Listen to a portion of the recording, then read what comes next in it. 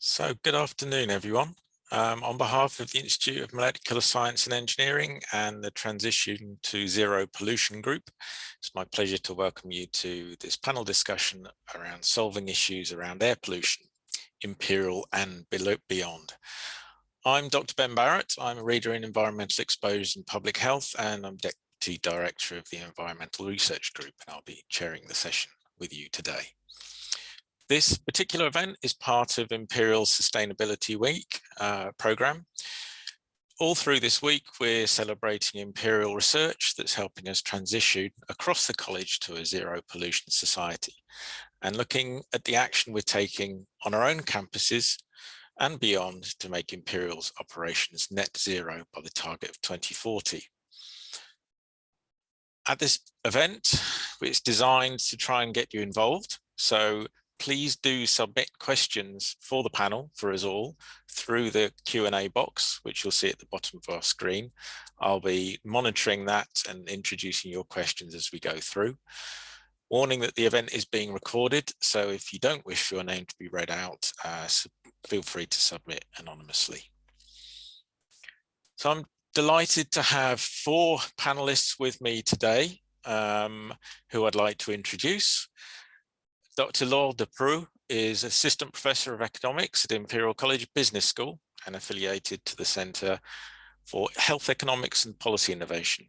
Laure's research interests lie in environmental and health economics. She works on climate change, policies evaluation, the impact of health insurance on lifestyles, and the determinants of health, with a particular focus on the effect of climate and pollution on individuals' behaviour and healthcare utilisation.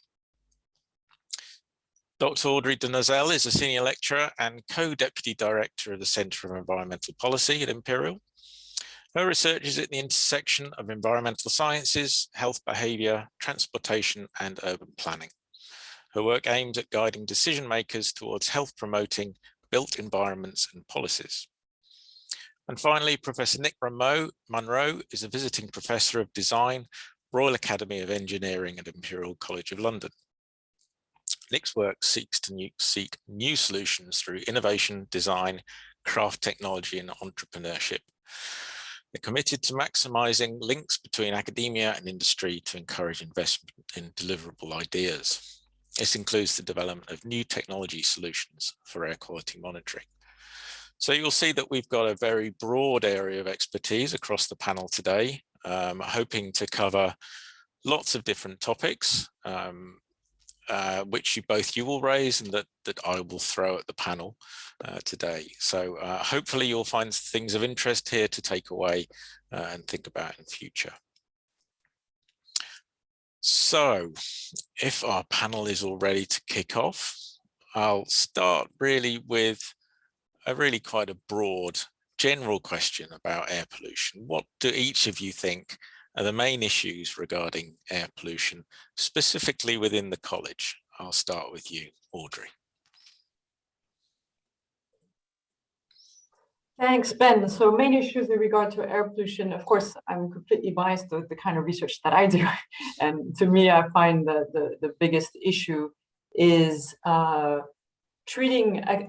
addressing air pollution in a way that we maximize health benefits. So I think in the college, we tend to focus a lot on technological solution. That's what we are associated with at Imperial College. And so in terms of what we implement and what we propose and what we advocate for, not that we're advocates, but that we push forward. I think we need to think, to have a lot more thinking and pushing for very much of a holistic and systemic approach to addressing air pollution, and think about how we can promote health much more widely. Specifically, I think one of the things where we can do much better in Imperial College is on travel to the college, and not only travel to the college, travel between our different campuses, and also engaging with the local authorities around us. Transport is of course a huge contributor to air pollution, even though we might say that travel to Imperial, there are not that many people who drive, but we do have a big parking lot here in South Kensington, and people do drive their car. And I think that we can do a lot more to push a switch from people having to drive to people engaging in taking more public transport, walking and cycling, not only again to reach the campus, but also to in between campuses. And again, I think something that we haven't done enough of is engaging with the local authorities around us, which need a lot, especially when it comes to Kensington and Chelsea. They need a lot of support from us to push much more forward an agenda of reducing car use. Yeah, you bring up a theme that I'm sure we'll come to over and over again, which is that the university can't exist in a microcosm. We're very much a part of London and part of the boroughs and other administrators within that. But you also mentioned technology. So I'm going to naturally come to you, Nick, next, because you've got a very strong interest in the technology. Audrey's talked about transport, about mobility between campuses and within the campus, getting to the campus, but there are also issues on the campus itself, aren't there? How do you think technology might have a role within the campus?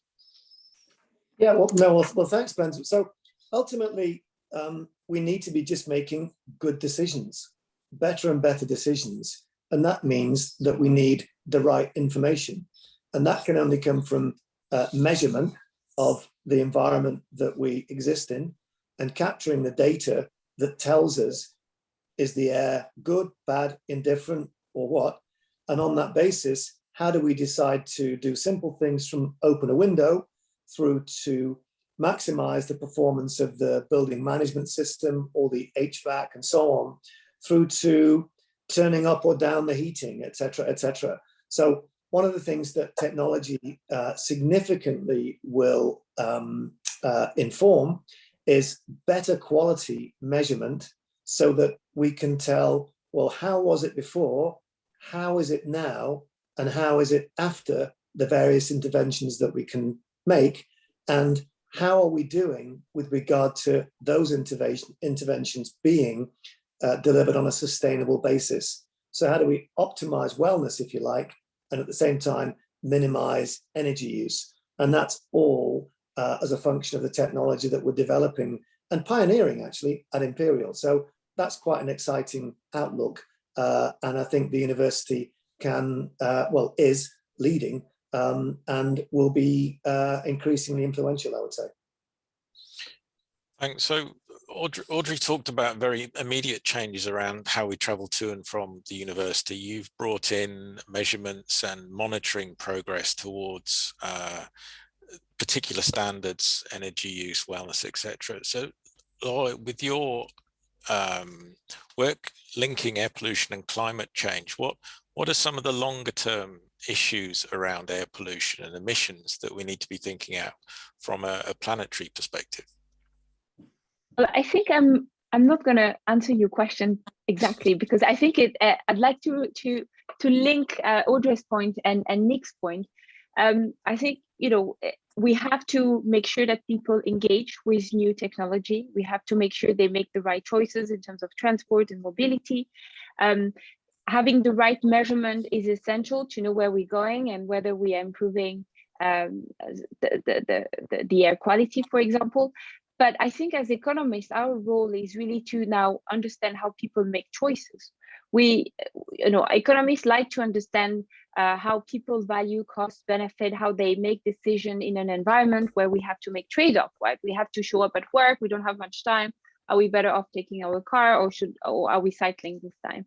And I think our our role here as economists is trying to understand why people make certain decisions, why they are making the one we want them to make, and why they are not making it. I think a nice example is the reusable cup that we had on campus. So they've been available for years, and we all know that the takeaway cups are really bad for the environment. We use them once, we throw them away.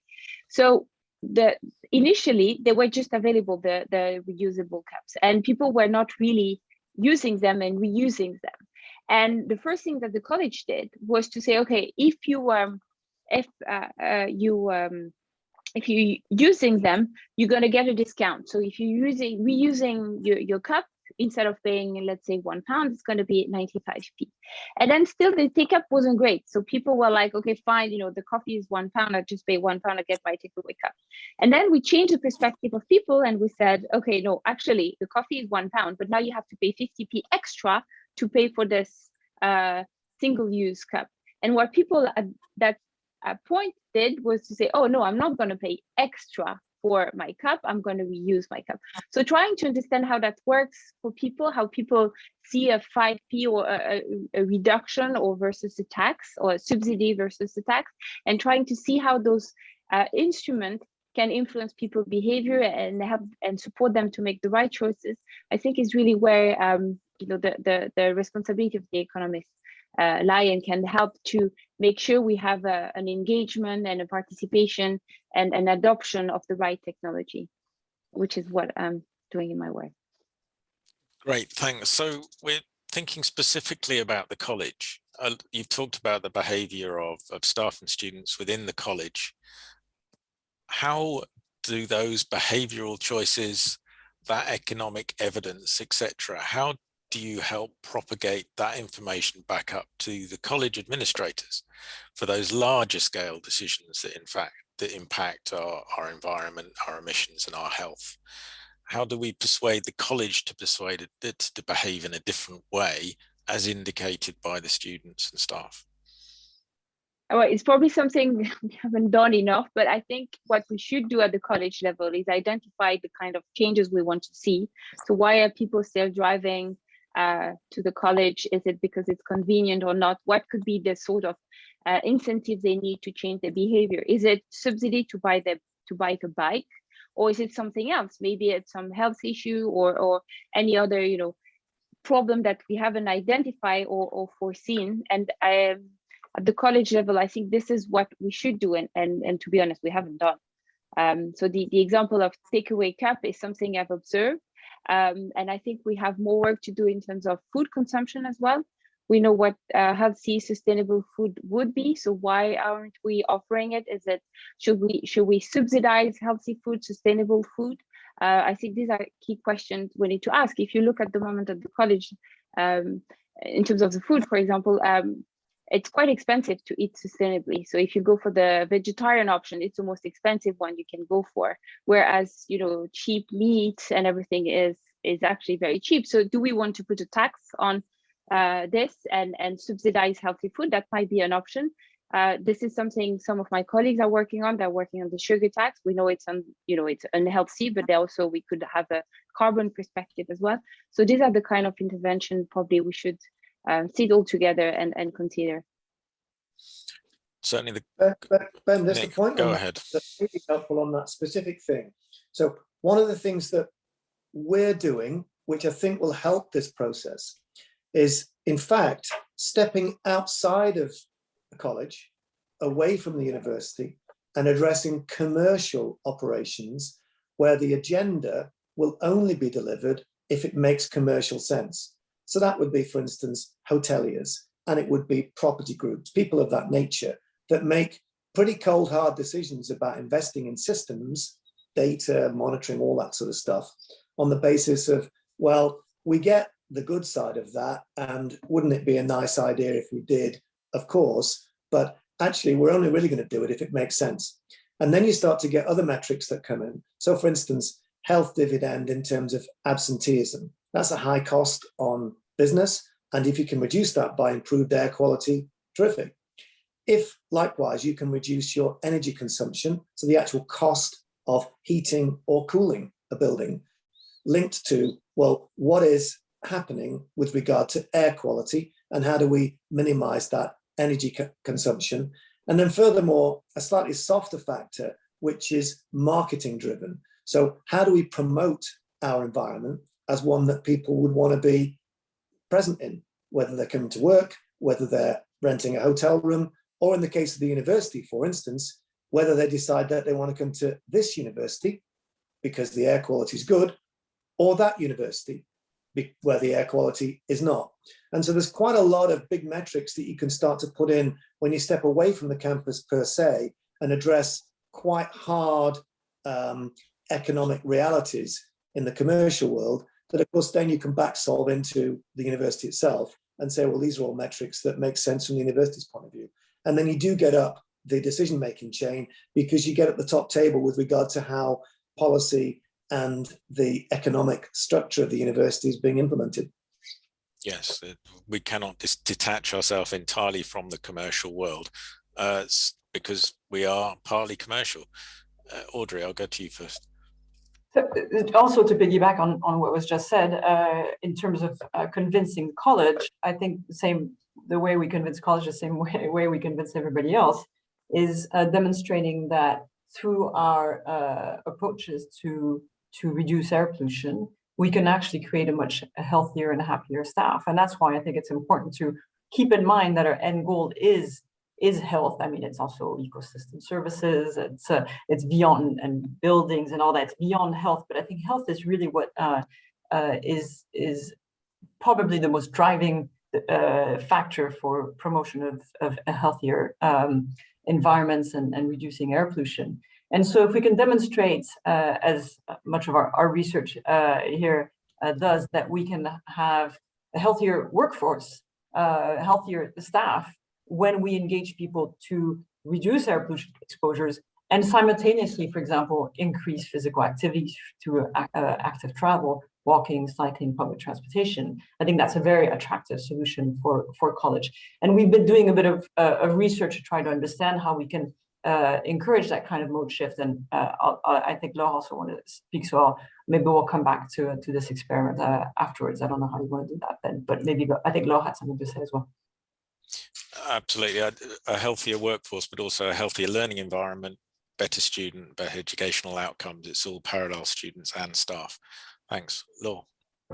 It was just to add from an economic perspective how we see we can implement changes. And I think it relates to what you were saying, Nick, before. I think there is a role of environment and information around that. So people need to realize they would be better off if they would be, less sick, and they will have a more stable mental health and so on. But then the role of information only has a limited impact, and then the college has to decide, okay, do we want to go further? The college educates staff and students about the role we have to play, but then once that's not enough, they have to decide whether they want to put in place an intervention. And that's where you would use policy tools such as subsidy, taxes. Do we want to subsidize healthy choices and so on? So I think there is a range of tools that the college can use, and you can apply the same logic to at the London level, at city level, or at the country level. How much the government wants to be involved, so they need to recognize the benefit of having a healthier population and so on. And then how do we create that change at the population level? Often, unfortunately, information is not sufficient. We all know what the right things are, and very few of us make the right choices from a societal perspective. So then I think economists have a role to play and should advise government and the college in terms of, okay, do we want to go further? So what can we put in place to encourage people? Do we want to reduce the number of parking places, increase bike option to, or is it targeting the wallets basically? Sorry, Audrey. Before I bring you back in, Audrey, can I just bring in a question from Billy Wu, who I think touches on this, recognizing economic incentives, but how can this be done without adverse effects on individuals with financial challenges to ensure that it's fair? And at the moment, this is of particular concerns as people get squeezed more and more financially. What can be done to ensure that these economic tools are equitable? I think that's a very fair point, and this is essential in our work, making sure we don't increase inequality. So, you know, who would be affected by that? But that's why, you know, for example, a subsidy on healthier food then makes it more accessible to a wider range of people, and maybe taxing a bit more unhealthy food choices would be a nice way of redistributing this cost. But indeed, that's something to look for. Audrey. I think on this point, I think we need to remember that, of course, people who are more disadvantaged are the people who are also have higher exposures to air pollution, and hence will be the most protected people when we put in place policies to reduce air pollution.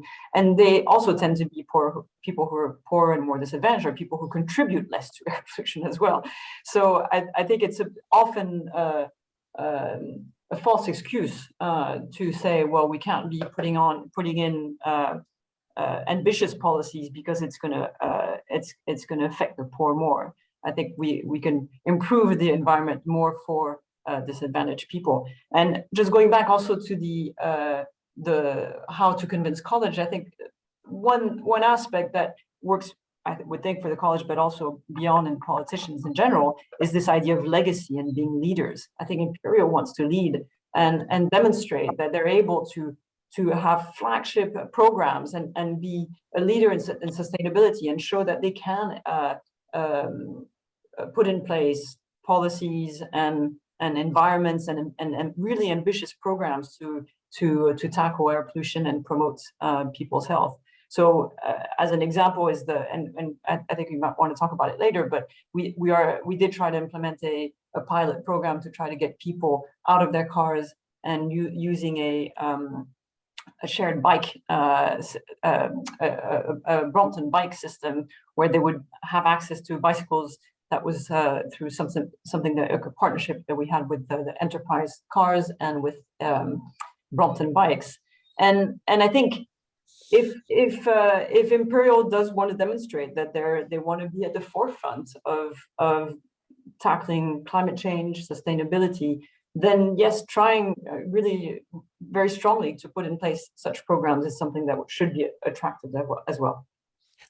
I'll come to you in a moment, Nick, but just want to make the point that as a university embedded within the centre of London, within an environment which is the most polluted within the UK, I think it has to do that, because students will be looking at central London increasingly as air quality comes more to the fore and thinking, do I really want to go to the university which is embedded within this environment? So I think it's essential that the university makes a proactive attempt at that.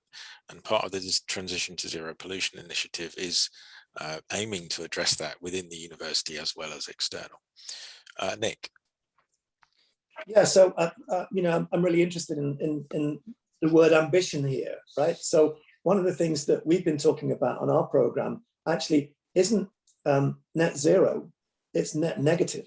So actually you put forward literally the maths to say, well, there's a cost here in the short term of X, and we can do the calculations because we're good at the calculations at Imperial College to say over this period of time, the contribution back equals Y, and that presents a net negative, which is a very appealing thing to present with facts, with the numbers, and with verification to people who absolutely share an ambition to lead and see it as their job to pioneer the future and so on. But Billy's point is very well made with regard to, well, that's all very well, but how do we actually fund that transition for people who are in need of support? And I think that's where you've got to have some real strategic intervention whereby future wealth, which we can calculate, is used to support or make the case, validate the case for current funding, and whether that is in subsidies as laws discussing or whatever, or whether you speak to your point there, Ben, well, here's a thing that actually can be seen as part of our PR, sales, marketing campaign. We know that that's got costs. And if in fact investment now is subsidized, supported, somehow or other funded by future marketing value, and again, we can calculate that, then we've got an equation that can balance. And I think on that basis, we can speak to our expertise as people that are pretty good at adding numbers up and saying, well, this is how you square the circle, this is how you balance the equation in reality just now. But net negative is a pretty decent and ambitious target to set, perhaps. Great, thanks. So back to economics again, but I think I'd like to take it in a slightly different direction, and in so doing bring in Pete Knapp's question in a moment, because I will answer your question in response to my own question in a moment. So can each of you perhaps give me a solution that you can see in the future, either from your own research or from others within the college, that you're particularly excited about, that you think will make a real impact? I'll let you all think about that. So who would like to answer that first out of the three of you? Audrey, thanks. I'm very, I mean, to me, the solution is, and there's lots of elements to that, is to get people out of their cars. To me, that's the solution to air pollution, which is most appealing for many ways. One is a huge contributor to air pollution, and especially in cities, contributes not only to emissions, but also a lot to exposures. People tend to spend time in travel microenvironments where they get the highest exposures. But it's also where there's the most opportunity to get co-benefits, to promote health otherwise. And I think to get people out of their cars, the ambitious strategy is to really rethink about how we design cities or campuses in ways that makes driving the difficult choice and walking, cycling, public transportation as the easy choice to make. There are lots of different ways to do that. And I guess I don't know if you're asking me what's the solution in terms of air pollution, what's the solution in terms of convincing the college or convincing politicians. There are lots of different angles that can be discussed here.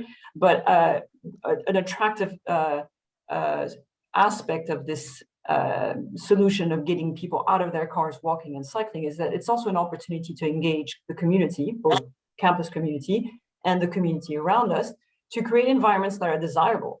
I think we all want to live and project ourselves in the future in streets where we're not having to fear for our lives every time we cross the street. I mean, Exhibition Road is a good example. That's supposed to be a place that's a shared space where the cars are supposed to have to be paying attention to pedestrians and giving us priority. But it's of course a battleground, and always you take your life in your hands every time you cross that street. We all want to be able to go out and live an experience of living in the streets, of being in the street that's comfortable, that's appealing, that's nice, that's welcoming. And that's a good way of engaging people and putting pressure, I think, on both the college and politicians in general. So that actually it's contrary to things like let's promote electric vehicles, where, you know, how exciting is that? I mean, yes, there might be a few techie people who think that's a really exciting thing. But I think in terms of actually envisioning a better future for ourselves, you know, envisioning streets full of trees instead of cars. So that's, to me, a solution that's attractive, appealing, and will bring the greatest types of benefits. And there are many ways of getting to it, which I can talk about forever. So I'll let others speak too. Without listing all of those solutions, do you have reason to feel optimistic that will happen? I'm pretty convinced that in the years to come, we'll look back at pictures of 2022 and think, what were they thinking to be living in such environments? So I am optimistic, because I think in the long run, it's completely outrageous to be living in the conditions that we're living in. It'll be just like looking at people in the movies who are smoking cigarettes, and we think, what were they thinking? It'll be the same when we look at pictures in the streets with cars everywhere. So I am optimistic, but I think some people are going a bit faster at reaching those solutions than others, and we just need to have to make it clear that that's the direction we're going. So we might as well get started on this now. One of the few upsides of the last couple of years has been we have been able to see what streets can be like without the vehicles, so hopefully that will stick. It also occurs to me that the college is embarking on expansion, is building new buildings, the new School of Public Health, the White City campus expansion. It has an opportunity to demonstrate that urban design that you're talking about, the promotion of active transport, the nice lived environment, etc., from within its campus. The university has to get it right and demonstrate during the building phase that it's considering these things. So, Nick, same question to you. What are you particularly excited about? So I think that, I mean, it's very interesting to touch on the topic of optimism. That to me is delivered through just starting with being honest. So there's a real, at this point, I think, opportunity to have a very open, honest discussion with the electorate, the population, whomever, about where we're at, what we need to do, how big the challenge is, how long it's going to take, and what the small steps are that we can address right now. So let's just start with information. One of the things that as technologists, scientists, and all the rest of it, we do, we're very comfortable talking about data and information and all that sort of stuff, but democratizing that information so that actually it's really easy to understand by, for instance, school children is something that we can do right away. And that is starting to happen. So the narrative is important, the facts are important. And if we compare what happened, and Audrey's example with the tobacco industry is pretty interesting, that was actually very opaque, literally, with regard to the science and the information for ages. And it only started to change when there was a proper honest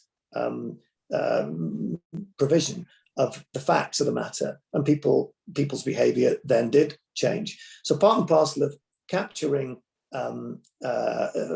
data through monitoring and all the rest of it, and then passing it back to people, linked to, well, okay, what changes can we make now? And how do we inform architects? How do we influence building service engineers, civil engineers, together with transport engineers and all the other faculties that are involved in building, for instance, White City? An honest dialogue, starting right here, is a very helpful one, because there is mystery, there is misinformation, and there's a lot of greenwash in this era, and that can all go so that what happens if the facts emerge and they deliver an optimistic, positive trajectory, which we can all then capitalize on. And for me, that's exciting. And that's what I think is genuinely going on at Imperial. And it gives me significant cause to be hopeful, which is a nice position to be in, I guess. It's good. We do need optimism at the moment in the world, and I agree. I think you can get much more traction with people presenting information, options, alternatives, than just presenting problems. It's interesting. I think in the 20+ years I've been working on air quality, the level of basic understanding of residents of London, students, etc., has increased hugely. And I think that foundation, that strong foundation, can be used to advantage in providing those messages, particularly as we move indoors into different environments. Before I come to you, Law, I bring in something that Brian has posted in the chat. In the province of British Columbia, Canada, there's been a carbon tax in place for more than a decade now that was implemented by Conservative Leaning government. The tax revenue is revenue neutral. All proceeds are sent back to taxpayers as a mean-tested rebate, like something like a universal basic income, be used for providing economic incentive. I picked on that as interesting because something similar-ish was implemented in London around the congestion charge and the other charging schemes. So that transport tax was used to improve public transport. So all of the income generated from the congestion charge still goes back into the public transport system to improve public transport systems. But that's not a direct means-tested tax rebate, something different. So I don't know if you want to comment on that, or whether you just want to move straight to something that you're excited about in terms of solutions. Well, maybe both quickly. I think the tax generally works. The main concern we have is that very often it's the poorest people that are the one typically polluting the most. If you think of the congestion charge, they are the one who have the oldest car, so they are the one who will have to pay the tax, where the richest one will have newer car and might not be subject to the tax. So we have to be very careful when we design this kind of financial incentive that we are not making the worse off even worse. So that was just to we can have a long discussion around taxes and subsidies, but in general that's the main concern for economists. Now, in terms of what I'm the most excited about around my work is that I see that the decision-making process now is changing slightly, or at least in principle, in the sense that the classical approach is to have a very narrow view on the costs of benefit that are directly affecting us. If you take the NHS, for example, the way they adopt new product or new medicine or new treatment has always been in the past very narrow, in the sense that they would look at the cost that incurred to them and the benefit that incurred the patient only in the short term, directly related to the new treatment, and that would be how they would make decision. Now, I think there hasn't been a change yet, but there is a change in attitude towards having a more societal perspective. So NHS is one of the large polluter in terms of waste emissions, and they are very keen to improve that, because they're also the first affected when patients are sick and showing up in A&E. So now there is the change in perspective, in the sense that they're taking into account they're trying to take into account the possible indirect effect. And a naive example is the dialysis treatment. For the hospital, it's much more cost effective to have patients coming every day to hospital getting their treatment. But if you take a broader perspective, including the patient perspective, possible emissions, the patient might be better off having a machine at home, avoiding all this daily commute to get their treatment. So that's something, now we can change the way we set up those economic evaluation. I think same thing for policymakers when they have to make decision on a new building, for example, they will take into account the environmental impact, but with the caveat that they are still conflicted. For example, they would take into account also, for example, affordable housing, and they will have to balance out, do we want to increase density in those areas? There is some affordable housing options, but at the same time, it will increase pollution density and so on. So, we are not there yet, but definitely this change in attitude is encouraging, where we want to take into account more perspective and take really a more long-term perspective and a more societal perspective, where we include people that are indirectly affected by our decision. And I think this is, the way forward. And hopefully, not only policymaker, but also firms will adopt a much broader view when they make their decision. I think it's interesting there that the scope of what you were describing brings in aspects of technological design, engineering, medicine, economics, urban planning, etc., etc. And this is something I think the college is very good at. It's interdisciplinary initiatives to make sure that the impact of these disruptive actions that you were talking about is properly evaluated and scoped out in its entirety, because sometimes that's when you see the real benefits, not when you look in a very focused area. So I'm now going to answer the same question, use my chair's prerogative, but in so doing answering Pete Knapp's question. And Pete, you posted very early on, so apologies for taking so long to come back to you. Pete says there's a forecast for heavy pollution coming over the next couple of days, but few people will know about this or what to do about it. Are there plans to make air quality monitoring and forecasting more public for students and staff, and what to do about it? So this happens to be something I'm very excited about in our research. I'm not sure if people are aware but that forecast is something that Imperial College scientists put out on behalf of the Mayor of London. That's a service that we provide. And we've done this for several years, and we have been looking at different ways in which we can get that information out, air quality information out, to the public in general. And while websites and apps can reach some portions of the population, there are big gaps, and sometimes those gaps are people who are particularly concerned about and hard to reach. So there are a few things happening in this sphere which have potential to really disrupt things. One is We within the college and elsewhere have been investigating air quality sensors for several years, and Nick himself is looking in the indoor environment with his butterfly. But outdoors, this is something the Inhale program has done, which is a collaboration between engineering and the Faculty of Medicine. And this answers Paul French's question about has air quality been measured at Imperial campuses. So these lower cost sensors are a way of monitoring in locations which are more difficult to monitor using standard expensive equipment, but it's also a means of democratizing. It means that you can put questions as to where you monitor air quality in the hands of the public and other organizations, things that would normally be well beyond reach. So the Breathe London program was launched last year, about 12 months ago, and it's already expanded to nearly 300 of these air quality sensors distributed across London, including some provided to community groups who applied for them, some in special interest areas, etc., etc. So hopefully this will allow monitoring the information that Nick talks about to be more democratized, more distributed, and more widely reached. But that still remains the problem. How do you get this information out? With forecasts and with other monitoring, you don't necessarily actually need to monitor where you're giving the information out. So we're soon to launch, and I can't say too much about this, a program where we're looking at information, small, very widely distributed information points for air pollution, so that people can, as they're walking down the street, as they're walking across campus or coming into campus, can glance at this information board and just see what air quality is like at that moment and will be like in future.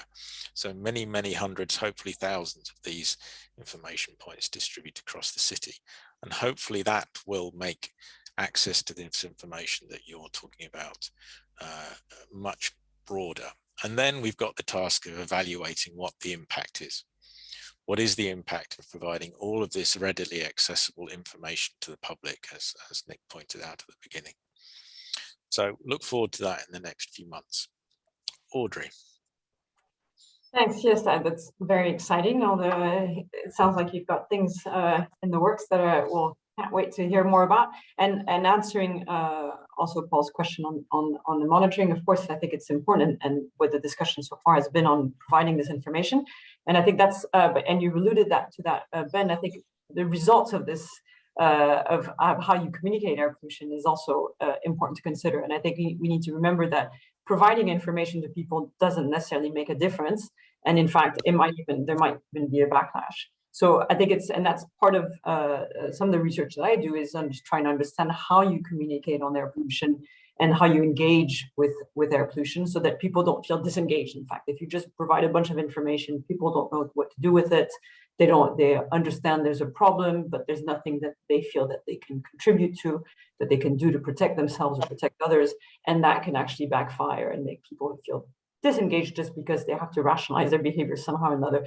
So I think it's important to combine this providing of information with something that's a bit more engaging, active, providing some actionable information and what people can do about it.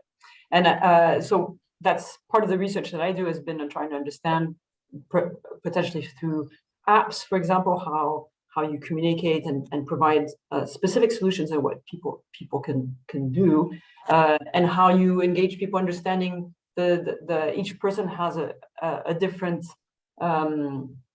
trigger we can use different hooks for different people. So that's why using apps is a useful way of doing that, because you can tailor your messaging to whoever it is that you're talking to. But still, giving that information out there, I think, is absolutely essential. And I think giving this information in terms of air pollution monitoring, as Paul was saying, do we monitor air pollution at Imperial? That's one thing. We're not doing it quite yet, although I think a bunch of us who use sensors have monitored air pollution at Imperial. But I think it's not the only thing that needs to be monitored. And I think one thing that is really quite astonishing that we haven't been doing is we don't monitor very much how people travel to campus. So we have a very old survey, I think that's from 2013, on that surveys how people travel to the campus. And I think understanding how people make those decisions and monitoring how people make those decisions and how those changes evolve is also an important component of finding the right solutions. So monitoring behaviors related to anything that's related to air pollution is absolutely essential. Thanks. Before I come to you, Nick, can I just encourage the participants to post any more questions you have in the Q&A or the chat box, and I'll come to them soon. Sorry, Nick. Thank you. Yeah, sure. No, absolutely. So I think this is really key, the topic that we are touching on here, in terms of, so we gather the data and we publish the data, and that empowers people to make decisions in theory. But the way that that is presented is really, really important, because ultimately the word that we are using a lot is reassurance. And that's a motivating thing and a helpful thing and a useful way to provide information. For instance, first of all, it's reassuring to know that the air quality is being measured, good or bad. That's helpful. It's reassuring to know that the information is available across the board. It's open.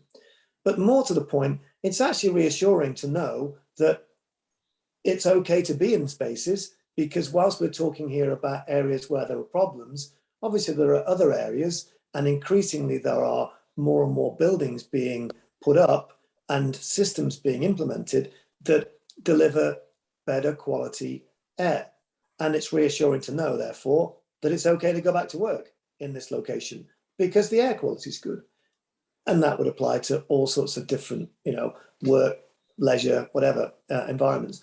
So trying to get the tone of the messaging right, such that it's not scary, it is available, it's factual, but it starts to feel reassuring, is, I think, very important in how the narrative of where we're at and where we're going is delivered. And so these are sort of soft factors, but they're really important, speaking to Audrey's point in terms of, well, how do you influence people to, walk in a positive direction? And something in this vocabulary, I think, is important to get right, from the subtlety of the messaging, and therefore how useful it is to people to receive that. Yeah, I'd agree. I'll come to you in a moment, Audrey, but I just want to give an example. The government and DEFRA have provided a air quality index system for outdoor air pollution, not indoors, for outdoor air pollution. And that's what Pete's point about the air quality forecast is based on, this index from 1 to 10. This is very much based on short-term acute exposure to air pollution. So over the next few days, we've got this air pollution episode coming in, and air quality will not be great. But it suggests that air quality on all of these other days is absolutely fine. It's green, it's okay, don't worry about it. Which is true to an extent, but we know that day upon day upon day exposure to those levels of air pollution may not trigger an acute health outcome, but they will trigger chronic outcomes. They will lead to development of respiratory and cardiovascular problems, lung growth in children, etc. So the messaging coming from the government that we have to follow is not yet right. It doesn't get across that message about these different subtleties. So it is a very challenging thing to get across, but I agree, has very great potential to have significant engagement. Audrey. I was actually going to say something a bit similar, that I think that I have an issue with alerts and the messaging, because we tend to ignore that any day that's not the high alert days. And what is it that you tell people to do on high alert days? I mean, I think that's a good question that Pete had, is what are you going to tell people? Well, actually, if what the messaging is on those alert days, you tell people stay at home, are we really doing such a good service? That means that we're not helping at all for the rest of the year, but also we're telling people that the best thing for them is to stay indoors, when in fact, when you encourage people, there's a recent study that was quite interesting that showed that when you tell people to stay indoors, if people were to actually obey those rules of staying indoors on high alert days, you'd end up making their health worsening their health, because they're not getting any physical activity on those days. So in fact, there's a bit of a balance in the messaging. If you tell people be scared of air pollution and don't get out of your house, don't be active, you're protecting a bit your exposure to air pollution, but you're making your health a lot worse because you're not engaging in healthy levels of physical activity. So there's a trade-off, and I think that's why this whole area of air pollution communication and the messaging and what is it we're trying to get out of it is very underdeveloped and really needs a lot more understanding and research and thinking through it. We're getting in. It's clear that this is quite a complex. Even the most basic points of this subject area get very complex when you look at the detail, and that's not surprising. We're all students, academic researchers, so these are things that challenge us. But perhaps I could ask directly that question of each of you. What can individuals do to either do their bit to improve air quality in London, or reduce the amount of pollution that they breathe, their exposure? I'll start with Audrey, I think. Thanks. So that's in fact some of the thinking that what is going into the app that I've been trying to develop for some time, and hopefully we'll go back to this soon. I think there's, in my mind, there's at an individual level, I've developed this idea of this RAPS framework of the things that you can do. RAPS stands for, first you reduce your exposure, and you can do that, for example, in transport microenvironments by just you going on a side street rather than on the heavy traffic road, because you can reduce 30 to 50% of your exposures by just going to a side street rather than a major road. That was reduce your contribution. Okay, sorry, I forgot my RAPS framework. I won't. But avoid contributing to your air pollution by walking, cycling rather than driving, for example. You can protect yourself by having healthy levels of physical activity, because or healthy diets, because that actually protects you against the negative effects of air pollution. But then you can also be supportive of policies, and I think that's the bit that we often forget about.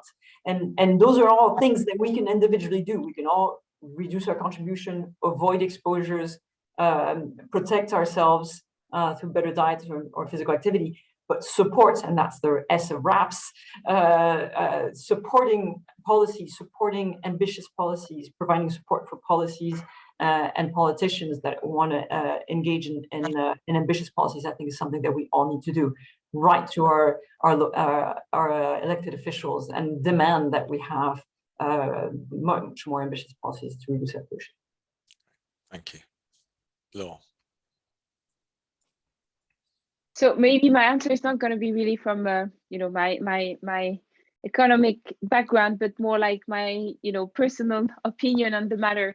And I think we need to think just in a different way when it comes to environment, and it's probably the same logic when we think about our health. Should we, if I decide to exercise every day, and then if today didn't work, then am I going to give up for the entire year, or will I try on a daily basis? And I think for the environment, we need to have the same kind of approach. We need to, forget about whether this has an impact, whether I did it yesterday or I took the car, just trying every day to make those small changes that that collectively will have a big impact. So I think if every day we can try to improve something in our decision making, in our lifestyle, in the way we walk around the city, and make a small difference, I think it's still worth it. And we need to remember that positive impact that we had and try to build up on this and continue and try to adopt those changes in the long term. So that would be my more philosophical view of the problem. That's great. And the vast majority of those small changes will not only benefit you and your health, but it will also benefit the health of those around you, living around you. Nick. Yeah, well, I align with what Audrey and Laura have said there, really. I mean, this is about what you can do now. So it really has to be micro changes and just thinking about stuff, but equally talking about it. So the discourse becomes becomes common to chat about air quality meets health and behaviour meets change, all of that sort of stuff.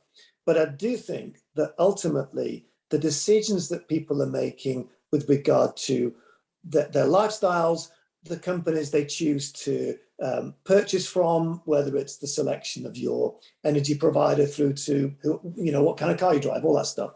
Those are all decisions that are in the control of the citizens, really.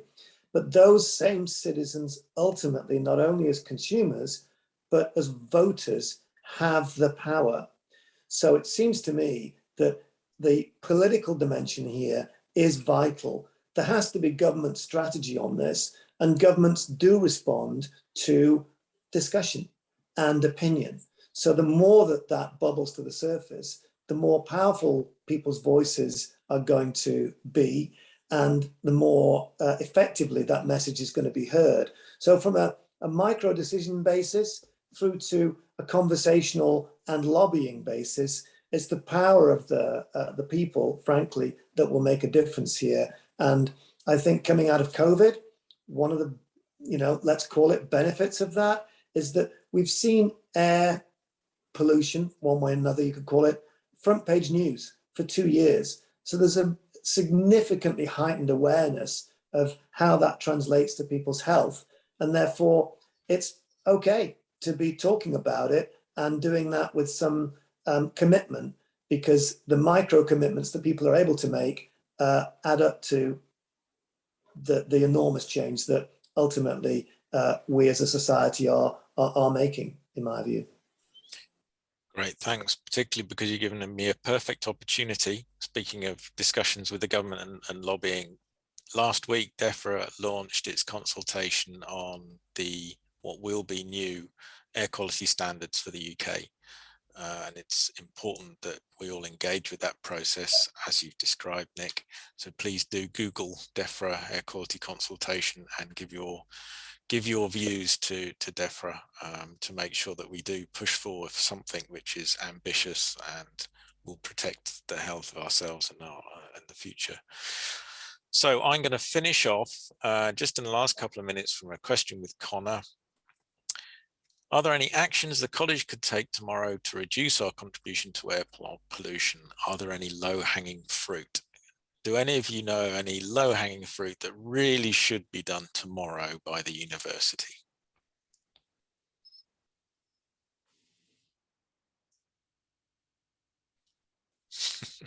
I'll just say that I worry about low-hanging fruit sometimes, because I think we certainly see technological changes such as electric vehicles as a quick fix, and it's a low-hanging fruit. Very easy to get people to buy a new car, just change the engine in your vehicle, and that will fix things. But I think it gets us into a lock-in, into a system where we then have we're locked into a system of electric vehicles. We invest in the strategy, we invest in the infrastructure. And it's very hard to disengage ourselves once we realize that actually that's not necessarily what we want. So I would say, yes, of course, technology is a low-hanging fruit because it's so easy to pass through, but but beware. Yeah. So I'd say on that, and it's always very appealing to think that there's an easy fix and there is the low-hanging fruit and something that you can do now, which will make a significant difference. What I'd say on that is that this is a fairly revolutionary program, and revolutions, as we know, start small. So little steps are the low-hanging fruit now, and they may not seem significant, but when you add them up, speaking to what we were saying before, they do matter.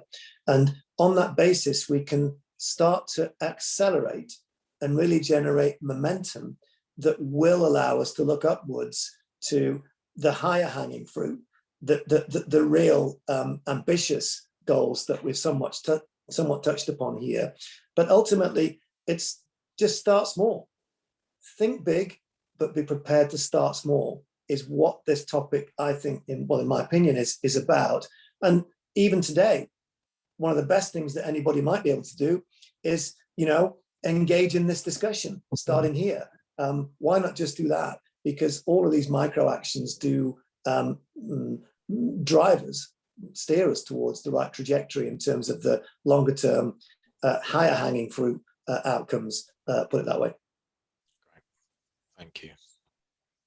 I think, can I add to a different, I think I see a low hanging fruit, and that's really with my health background. We've been talking about COVID over the last 2 years, and we forgot about overweight, obesity pandemic, the problem of diabetes and everything.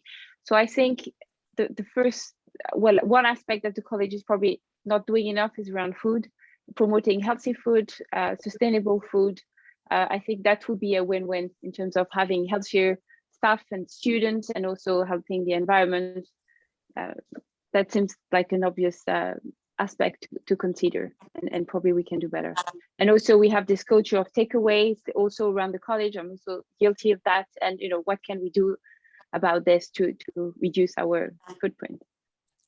Thank you.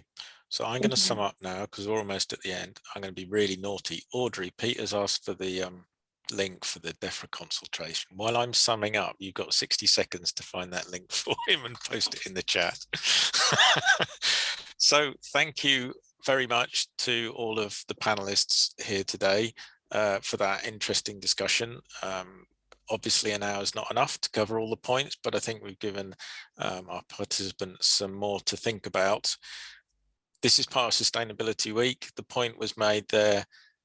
Engage with this topic, discuss this topic, make those small changes, make it clear to the university that this is important to you, whether you're a student or a member of staff, and start looking for that change in its new build, in its old build, in its nutrition offerings, in its lecture halls, etc. And do provide that pressure and keep moving it forward. We'll take our messages back in our 4 roles as working in this area to our different faculties and the higher echelons within that. Thank you to Leah and the Institute for organising this event as part of Sustainability Week. And thank you to those who posed questions. Have you found it, Audrey? Not exactly. It might, I mean, that will lead to it. Oh. Not bad. I think I gave you less than 60 seconds. Yeah. So I'm sorry. If this were Teams, I know that the chat would survive after we close the meeting, but this being Zoom, I suspect that it won't. So that's why I was putting you under pressure. So thank you very much, everybody. And I hope you have a fine day, despite the pollution episode, which is on its way. Yeah. Thank you very much. Great to see you guys. Great to meet you. Yeah, be in touch. Thanks.